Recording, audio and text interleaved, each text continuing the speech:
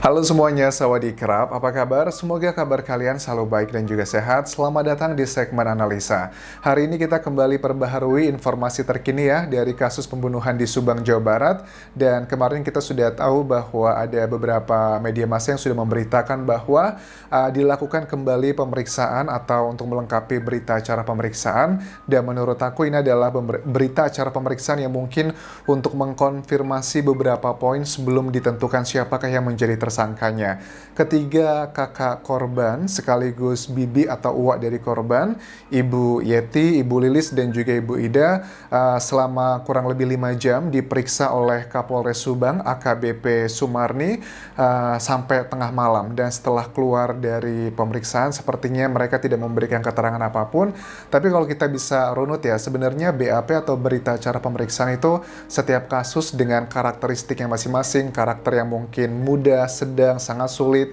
Kalau ini mungkin kategorinya sedang, biasanya 60 hari SOP-nya itu harus sudah selesai BAP. Nah, sebenarnya yang menjadi pertanyaan adalah apa Anjas nih kira-kira langkah berikutnya, apakah keterangan dari ketiga saksi ini lagi akan menentukan siapakah tersangkanya? Kemungkinan benar sekali guys. Tapi sebelum kita bahas lebih lanjut, aku mengucapkan terima kasih buat teman-teman. Sekitar sekarang 21%, nggak cuma nonton tapi juga sudah subscribe. Itu adalah support nyata kalian buat aku terus membuat video-video menarik di segmen analisa ini. Oke, kita lanjutkan lagi. Jadi kita melihat bahwa Ibu Yeti, Ibu Lilis, dan Ibu Ida itu sudah dipanggil kembali, diperiksa. Sebenarnya kalau kita bahas analisa lebih detail, karena mereka ini juga sering berbicara di media massa. Tapi sebelum aku bahas lebih lanjut, aku disclaimer dulu. Apa yang akan aku bahas ini adalah berdasarkan dari keterangan mereka yang ada di media massa ya. Yang aku pilihkan adalah media massa yang cukup bisa dipertanggungjawabkan, tapi bisa aja apa yang disampaikan mereka di media massa itu nggak sama 100% apa yang disampaikan di BAP atau berita acara pemeriksaan.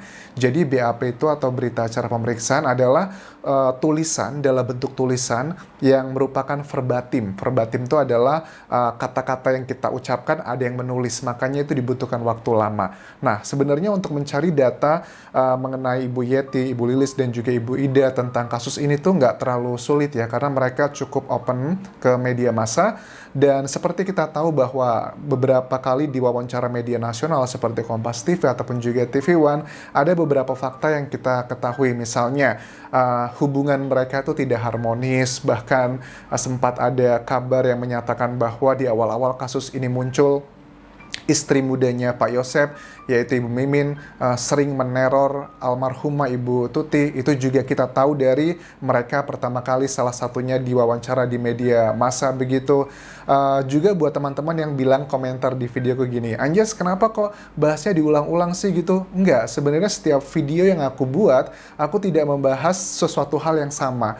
Memang ada beberapa fakta, misalnya bukti-bukti yang aku ungkit kembali, aku bahas kembali karena memang itu berhubungan, ada relevansinya dengan topik yang sedang aku bahas. Jadi kenapa aku mengatakan A, kenapa mengatakan B? Karena ada bukti-buktinya disupport dengan data-data A, B, C, D yang merupakan adalah bukti-buktinya. Begitupun juga sama aku yakin pada saat tim penyidik melaksanakan analisa mereka dan mereka sedang menganalisa dari BAP, berita acara pemeriksaan yang sudah dalam bentuk tulisan dibandingkan dari 20-an saksi, kemudian dianalisa, oh kok keterangan ini ada yang berbeda ya, di jam segini katanya dia di sini, tapi kok buktinya dia saksi melihatnya ini, atau juga ditambahkan lagi dengan CCTV kok seperti ini.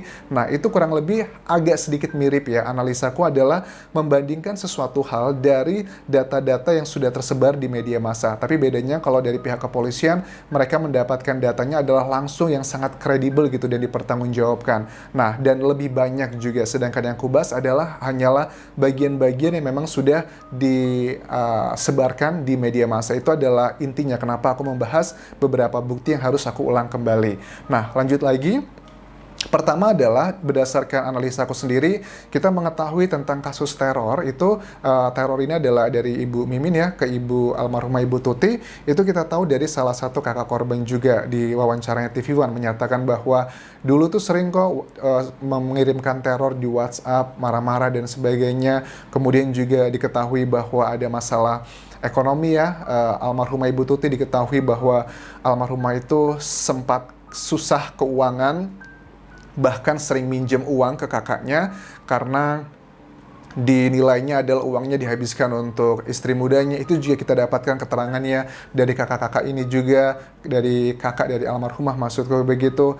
Terus juga ada banyak hal lainnya, misalnya yang terbaru adalah kita tahu juga bahwa memang benar AKBP Sumarni itu mengatakan bahwa ditemukan ada darah di jaket salah satu saksi, disebutnya adalah Mr. X. Tapi kemudian kita tahu bahwa Mr. X itu adalah Pak Yosep. Itu pun kita tahu keterangannya juga dari salah satu kakak korban ini pada saat diwawancara di sebuah YouTube channel. Dinyatakan bahwa oh ternyata ada sidik jarinya tuh banyakan papa, ada bercak darah juga di bajunya papa. Itu juga dari salah satu kakak korban ini. Tapi apakah yang disampaikan oleh Ibu Yeti, Ibu Lilis, dan juga Ibu Ida di media massa ini linear atau sama dengan yang dilakukan di BAP, berita acara pemeriksaan? Kalau sama, berarti kemungkinan besar sepertinya keterangan mereka ini akan memberatkan Pak Yosep ya. Karena ada banyak keterangan yang mengisyaratkan bahwa ini sepertinya adalah motif yang paling tinggi gitu. Memang kita nggak bisa memungkiri pada kasus pembunuhan tidak selalu bahwa motif itu adalah menjadi dasar utama.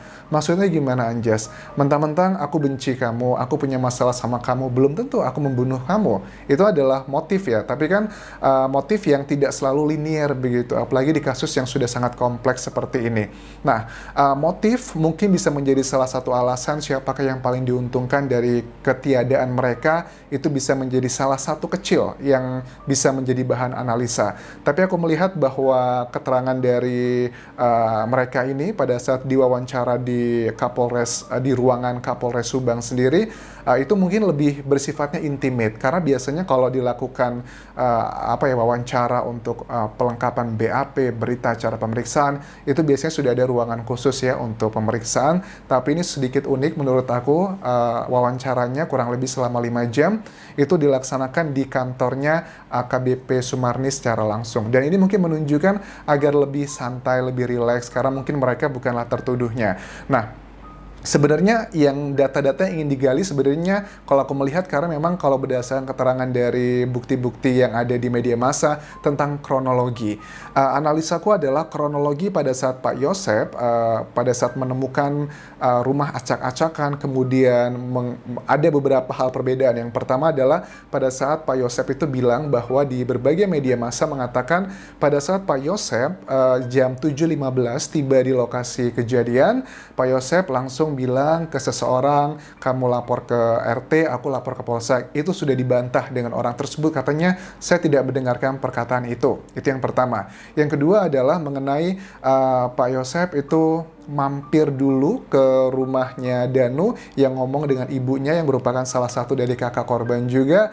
Itu ada beberapa hal yang agak sedikit unik dan juga janggal, karena menurut aku pada saat si Danu ya itu kan tiba dibangunkan sama sang ibundanya gitu untuk langsung menuju ke TKP, tapi pada saat itu ternyata di lokasi sudah ada Pak Yosepnya gitu. Karena kalau logikanya gini, Pak Yosep seandainya sebelum ke Polsek atau Polres, maaf kalau aku keliru ya, di kantor kepolisian terdekat di situ mampir, berarti kalau si Danunya langsung keluar tanpa sikat gigi, tanpa cuci muka seperti yang dia katakan, otomatis ya Pak Yosep mungkin harusnya belum sampai di lokasi itu Danu lebih cepat gitu. Kita nggak tahu mana yang benar, mana yang salah. Itu adalah bagian di tim penyidikan yang saat ini sedang diteliti. Makanya Ibu Yeti, Ibu Lilis, dan juga Ibu Ida diklarifikasi.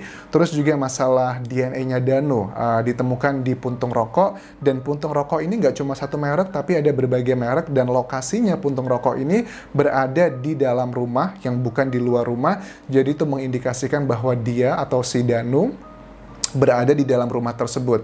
Dan ini bertentangan dengan keterangannya Danu, bahwa Danu mengatakan terakhir ke rumah TKP itu adalah tanggal 17 Agustus, dan itu pun hanya ngambil uang Rp100.000 karena untuk keperluan sesuatu hal, dan dia mengatakan tidak makan, tidak minum, tidak merokok di lokasi kejadian, karena saat itu tanggal 17 pada saat dia beli sesuatu hal disuruh sama Yoris ya, itu dia langsung kembali ke rumahnya Yoris karena sedang ada acara gathering atau ngaliwet kalau dalam bahasa Sundanya begitu. Nah, ini mungkin kepolisian, Pak kepolisian Ibu Sumarni ini lagi menyelidiki sebenarnya benar nggak nih apa yang dikatakan Danu begitu. Apakah benar Danu tidur jam 2:30 pagi? Apakah benar Ibu membangunkan jam segini dan sebagainya? Apakah benar Ibu mendapatkan ketemu langsung dengan Pak Yosep pada saat Pak Yosep mau melaporkan ke kepolisian setempat?